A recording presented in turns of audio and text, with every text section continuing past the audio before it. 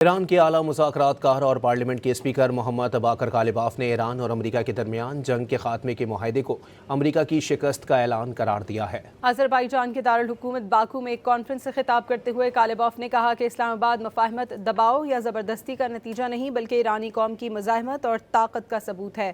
کالباف نے زور دیا کہ مشرق وسطیٰ کے ممالک کو اپنی سلامتی کا نظام خود طے کرنا چاہیے اور خطے میں غیر ملکی فوجی موجودگی کا خاتمہ اہم ہدف ہے۔ انہوں نے لبنان کے جنوبی علاقوں میں اسرائیلی حملوں اور قبضے کے خاتمے کا بھی مطالبہ کیا۔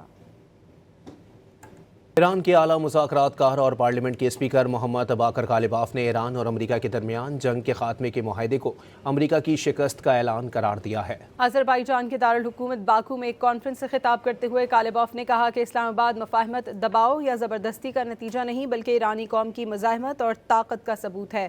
کالباف نے زور دیا کہ مشرق وسطیٰ کے ممالک کو اپنی سلامتی کا نظام خود طے کرنا چاہیے اور خطے میں غیر ملکی فوجی موجودگی کا خاتمہ اہم ہدف ہے۔ انہوں نے لبنان کے جنوبی علاقوں میں اسرائیلی حملوں اور قبضے کے خاتمے کا بھی مطالبہ کیا۔